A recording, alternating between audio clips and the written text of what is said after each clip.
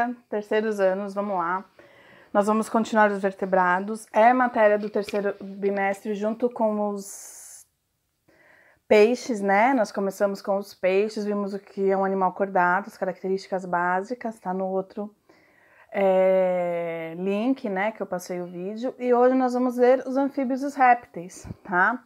Depois de peixes vão vir os anfíbios. Quem são os anfíbios? Sapo, perereca, rã, salamandra, cobra seca. São os principais representantes. Então nós vamos ver as principais características dele e a classificação desses animais. Vamos lá? Tabelinha para variar. Vamos embora. Sistema respiratório. Branquial na fase lavar. Pulmonar e cutânea na fase adulto. Esses animais, eles estão saindo da água. Os peixes, nós vimos que eles eram aquáticos, né? Respiração branquial, todos eles. Os anfíbios, eles saem da água. Porém, a reprodução é dentro da água, a gente vai ver por que quando a gente chegar em reprodução. E a larva, né? Eles sofrem metamorfose. Então, a larva, que é o que nós chamamos popularmente de girino, elas são aquáticas e possuem brânquias. Após a metamorfose, esse animal adulto, né, que já vive no ambiente terrestre, vai ter um pulmão. Mas é um pulmão muito simples, então ele não consegue todo o oxigênio necessário para esse animal. Por isso, os anfíbios possuem uma pele fina, que restringe ele a um ambiente úmido, senão ele resseca, né, ele sofre de secação. Então ele continua restrito ao ambiente úmido, que ele precisa ficar com a pele sempre molhada, para não desidratar. E, como a pele fina, ocorre trocas gasosas entre ela, né, o ambiente e ela, que é o que nós chamamos de respiração cutânea, respiração pela pele. Nós já tínhamos visto isso em invertebrado, em anelídeo. A minhoca faz respiração cutânea, tá bom? E aí vem os anfíbios que também fazem, junto com a pulmonar. Na verdade, ela melhora, né, a pulmonar. A pulmonar, ela não é capaz de conseguir todo o oxigênio necessário para produzir energia para o corpo do animal, então essa falta, né, é compensada, digamos assim, pela troca gasosa entre a pele do animal, que é a respiração cutânea, tudo bem? Então, fase larval, que é o girino, respiração branquial. Fase adulta, no indivíduo adulto, sapo, salamandra, pulmonar e cutânea, tá? Sistema circulatório, aí o coração já é diferente dos peixes, né? A circulação é dupla e incompleta. Dando uma relembrada, os peixes é simples e completa. Os anfíbios é dupla e incompleta. Vamos ver por quê, depois a gente volta para a tabela. Tá aqui, ó, bonitinho, tá? O coraçãozinho dos anfíbios já possuem 2 átrios, um de cada lado. Vocês estão vendo um átrio aqui, o outro do lado. E só um ventrículo, né? Coisa diferente dos peixes que possuem só um átrio e um ventrículo, tá bom? E aí nós vemos que é dupla porque o sangue passa 2 vezes pelo coração desse animal. Então, ó, o ventrículo bombeia para todo o corpo, que tá em vermelhinho, sangue arterial rico em oxigênio, que vai se transformar em sangue venoso, que tá em verdinho. Na verdade, costuma ser representado em azul. Então, azul meio esverdeado, né? Aí o sangue venoso volta pro coração, chega no outro átrio, né? É bombeado novamente por esse mesmo ventrículo para os pulmões. No pulmão ocorre essa troca de gases entre oxigênio e sais gás carbônico, se torna arterial. Então ele passa para o coração 2 vezes, uma para ir para o pulmão e a outra para ir para todo o corpo. Então é dupla. E é incompleta porque há mistura de sangue arterial e venoso. Tá vendo? Eu vou até pegar a canetinha aqui para a gente ver isso. Volta. Achei a canetinha aqui, ó. Tá vendo aqui, ó? Tá vendo que tem mistura? Não tem uma secção, não tem uma divisão. É um ventrículo, nesse ventrículo tem tanto sangue arterial quanto o venoso. Então, ocorre essa mistura aí, tá bom? 2 átrios e só um ventrículo, tudo bem? Por isso que tem essa classificação que está aqui, voltando para a tabelinha, né? Circulação dupla. Passa 2 vezes no coração, o sangue, a gente viu, e incompleta porque tem a mistura no ventrículo de sangue arterial e venoso. Coração, como nós vimos, 2 átrios e um ventrículo, tá bom? Sistema excretor é o mesmo dos peixes, o mesmo tipo de rim.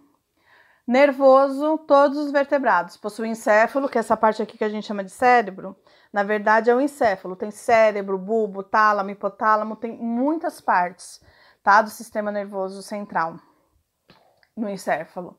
A medula espinhal e os nervos que saem, tanto do encéfalo quanto da medula, tá? Regulação térmica, continuam pecilotérmicas, ou seja, não tem uma temperatura constante interna. A temperatura interna do corpo desse animal vai variar conforme o ambiente. E eu expliquei isso em peixes, né? Que é bom porque não gasta tanta oxigênio, não precisa gastar tanta energia para manter uma temperatura constante no organismo, porém atrapalha muitas vezes na homeostase, né, do corpo desse animal, né? Alguns órgãos, às vezes, a temperatura não auxilia o bom funcionamento, né, desses órgãos. Mas eu expliquei já, né, do clima do deserto, por exemplo, que os animais serem pecilotérmicos é bom porque se eles não gastam tanta energia no frio, né, à noite é muito frio, então o organismo entra no estado de dormência. E de dia que é muito quente, ele realiza todas as suas atividades. Imagina o quanto de energia esse animal não ia ter que gastar para manter a temperatura interna no frio, né, na noite, nesse clima de deserto. Então, depende da onde o animal está, do ambiente que o animal está, isso pode ser positivo ou não, né? A pecilotermia e a homeotermia que a gente vai ver aí a partir de aves. E é o que eu disse da reprodução, que tem que ser em ambiente aquático, porque a fecundação é externa, ou seja, vamos relembrar que a gente já viu isso. Tanto o macho quanto a fêmea liberam os gametas na água e ocorre a fecundação na água, fora do corpo da fêmea ocorre essa fecundação, por isso que ela é externa, né? E precisa de água. Olha como esse animal ele está restrito ao ambiente aquático, ele precisa da água para se reproduzir, fecundação externa ocorre na água, a formação do embrião. A larva é aquática, né? Respiração branquial e toda a formação, né? Tem o flagelo para nadar, ela é dependente de água. E quando esse animal se torna adulto, ele tem um pulmão muito simples, que não consegue todo o oxigênio necessário para o metabolismo desse animal. Então ele precisa de respirar pela pele, fazer troca gasosa pela pele, que é o que a gente chama de respiração cutânea, fazendo com que a pele desse animal não possa ser uma pele mais grossa, tem que ser uma pele fina, que é propícia à desidratação. Então, esse animal ele já está saindo da água, mas ele é totalmente restrito ao ambiente úmido ainda. Tudo bem, galerinha? Esses são os anfíbios, e vamos ver quem são eles. Aqui é a reprodução, né, que é o que eu falei, ó, liberação de espermatozoide e óvulos na água. Deixa eu pegar a canetinha aqui em cima. Tá vendo, ó? Óvulo e espermatozoide, eles liberam na água. Ocorre a fecundação na água, formação do girino, tá? Aqui é o girininho, que é aquático, tá? É a larva aquática. Essa larva sofre metamorfose, tá vendo? Ó, vai começando a diminuir a cauda, aumentar os membros até formar o sapo adulto. Tudo bem? Então, precisa de água essa reprodução aí. E aqui, quais são as ordens? Porque lembra, reino animal, filo Chordata. Classe, no caso, são os anfíbios. Então, eu estou em ordem. São as 3 ordens de anfíbios. Anuras, sapo, perereque, rã. Professora, sapo, perereque, rã é a mesma coisa? Não, não é a mesma coisa. O sapo, ele tem 2 glândulas aqui, que chama glândulas paratóides, no dorso, uma de cada lado, tá? Que são glândulas de veneno, tá? Esse veneno, ele serve tanto para ele se defender, porque, por exemplo, algum animal vai se alimentar dele, quando ele aperta essa glândula, espirra o veneno. Tá? Então, é uma proteção desse animal. Por isso que a gente não pode ficar brincando e tentar pegar o sapo. Porque se a gente apertar essa glândula, esse veneno espirra. Pode espirrar no olho, na boca, por exemplo. Tá? Então, não é um animal para se brincar. A perereca e a rã, elas não têm essa glândula de veneno. Elas não têm veneno. A perereca, ela possui ventosinhas nas patinhas que gruda. Elas normalmente são pequenininhas, gruda na árvore. Elas normalmente estão perto do lago, do rio, em cima de árvores, no tronco de árvores, tá? E a rã, ela passa a maior parte do tempo nadando. Então, ela tem membraninhas entre as patinhas para auxiliar no nado, tá bom? Elas são bem diferentes. São espécies totalmente diferentes. Então, sapo, tem sapo fêmea e sapo macho, de várias espécies. Perereca também tem várias espécies, perereca fêmea e macho, mesma coisa rã, tá bom? Urodelos são os anfíbios que possuem a cauda na fase adulta, né? Não retrai a cauda, que é as conhecidas como salamandras, tá? E os ápodes não possuem patas, que é a cobra cega.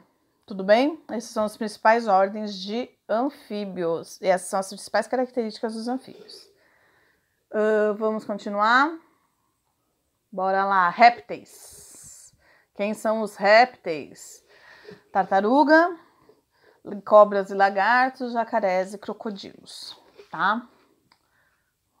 Vamos conhecer aqui, tabelinha.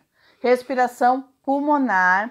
Esse animal, ele conquista o ambiente terrestre. E aí tem algumas características que eu não coloquei em slide, mas eu vou pôr para passar para vocês, para que ele tenha essa conquista de ambiente terrestre. Quais são as principais características? Pele com escama, então é uma pele grossa, que faz com que ele não perca a água, né? Não ocorra desidratação, que é o que pode acontecer no anfíbio, por isso que o anfíbio não pode sair de perto da água, então ele já pode sair. Um pulmão mais desenvolvido, claro, que consegue todo o oxigênio necessário para o metabolismo desse animal trabalhar. Ovo com casca é outra adaptação para o ambiente terrestre. O tipo de excreta, tá? Eles excretam ácido úrico, assim como as aves, que libera pouca água para o ambiente. Então, isso auxilia ele a conquistar ambientes mais secos, tá? Então, essas são as principais características que fazem com que os répteis conquistem ambientes mais secos e não dependam mais ficar perto da água. Fecundação interna, não ocorre fecundação externa nessa espécie, sempre ocorre dentro do corpo da fêmea, tá bom? Então, isso tudo, adaptações ao ambiente terrestre que aparecem nos répteis. Circulação continua dupla e incompleta, coração, um átrio e um ventrículo. Vamos lá ver. Muito parecido, né? Com o dos anfíbios. Deixa eu pegar a canetinha aqui. Volta. Peguei. 2 átrios, só um ventrículo. Nesse ventrículo, mistura de sangue arterial e venoso. Circulação dupla, porque primeiro vai pro pulmão, depois vai para todo o corpo e passa pro coração todas as vezes, né? Ele é bombeado pro corpo e depois ele é bombeado pro pulmão, então é dupla. Incompleta porque tá a mistura aqui no meio dos dois sangues, tá bom? Aqui, ó. Ó, aqui tem mistura de sangue arterial e venoso ainda. Embora já esteja mais septado, mais segmentado, esse ventrículo, ele continua sendo um só, tá bom?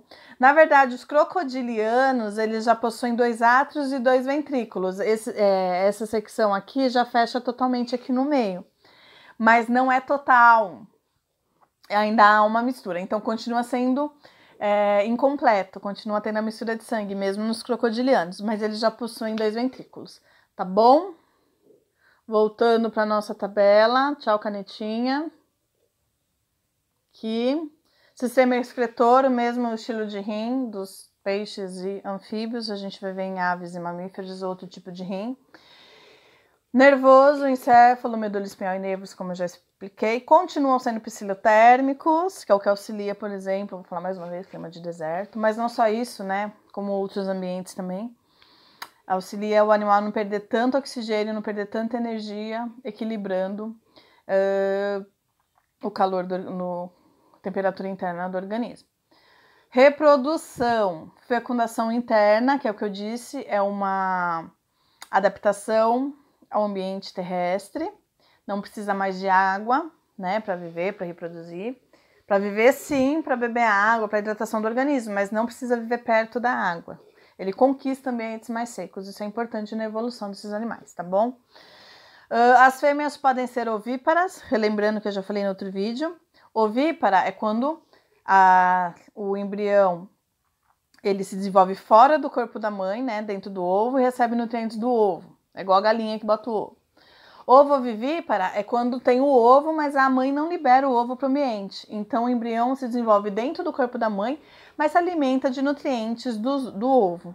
E vivíparos, como nós, não tem a formação do ovo. O embrião se desenvolve dentro do corpo da mãe e retira nutrientes do corpo da mãe, tá bom? Dependendo do réptil, é um desses tipos aí de que o embriãozinho se desenvolve, tá? A gestação, digamos assim, da fêmea. Que a gente já viu, e aí as classes, né? Vou pôr pra cá porque tem os representantes aqui do lado. Os quelônios são todos aqueles répteis que possuem uma carapaça, né? Tartarugas, jabutis e cágados. Os esquamatas são as cobras e os lagartos, tá?